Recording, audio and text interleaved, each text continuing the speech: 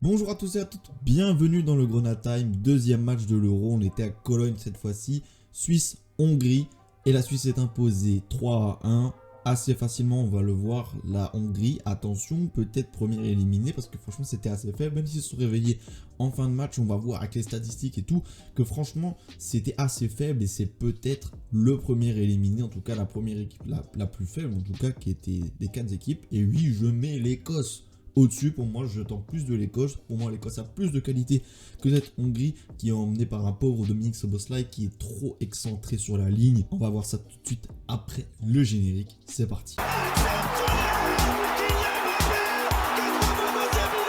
Centre en retrait et but. Pas peur, on dépasse.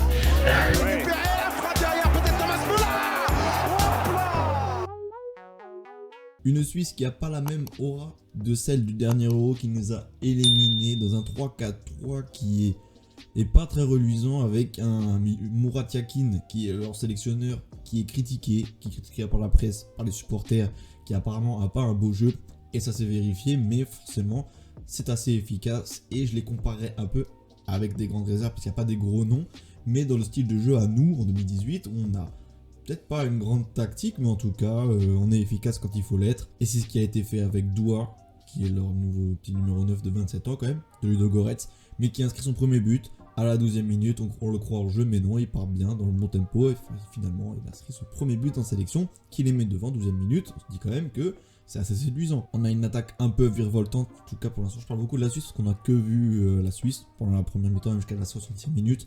On a vu Eduardo Vargas, qui est à Augsbourg. On a Danendoy et donc Doua qui est à Ludogorets.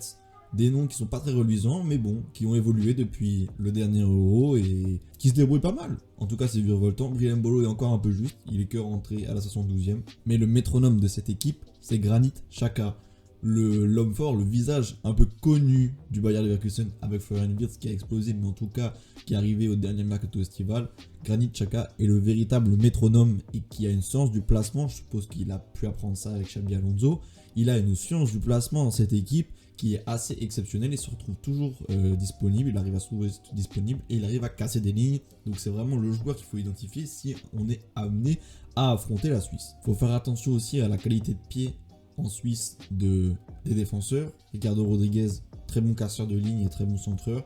Et Akanji, qui avec Guardiola a développé son jeu au pied, a développé sa capacité à casser des lignes, et il l'a encore fait pendant ce match-là. Le deuxième joueur qui a brillé pendant cette rencontre, c'est Aebischer, un joueur de Bologne, équipe surprise qui va jouer la Champions League l'année prochaine de Bologne en Serie A, et qui a fait donc une passe décisive pour Doua, et entrée de surface arrive à la 45e minute, à placer une enroulée hors de portée de Petar Gulácsi qui les met à 2-0 avant de rentrer au vestiaire. Et s'il faut que je vous parle de la Hongrie, ils ont été un peu dangereux sur coup franc. Dominic Szoboszlai a toujours sa patte, le joueur des Reds il a toujours sa patte, mais il est trop excentré sur la ligne, il n'arrive pas à rentrer, à être influent dans le jeu, il n'est pas 10, il est vraiment milieu gauche. Et sinon, les Hongrois n'étaient là que pour casser les Suisses, à l'image de Schäfer, un milieu de l'Union de Berlin, qui s'est maintenu en Bundesliga, mais la Suisse n'avait pas grand chose, à part des gros gabarits et casser un peu les joueurs suisses, pas grand chose à proposer. Deuxième mi-temps, pas grand chose à se mettre entre la 45e et la 60e.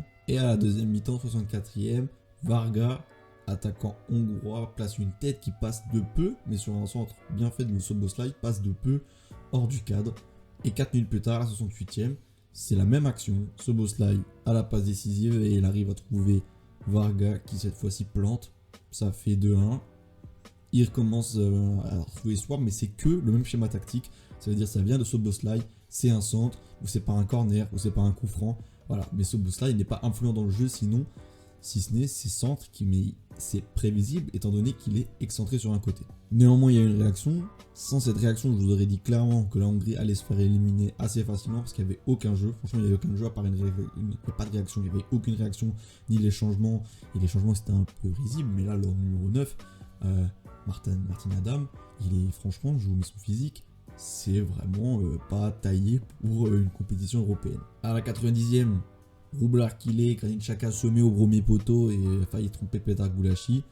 Et après, des contre-attaques et sur un long dégagement de Jan Sommer, un défenseur hongrois se trouve et Brillem Bolo suit bien et il arrive à planter le 3-1. Il rentre, il fait un but, donc certainement qu'il débutera, parce que pour l'instant il est un peu trop juste avec sa blessure qu'il a eu à Monaco. Peut-être qu'il débutera les prochaines rencontres. En tout cas, la Hongrie, équipe très très faible.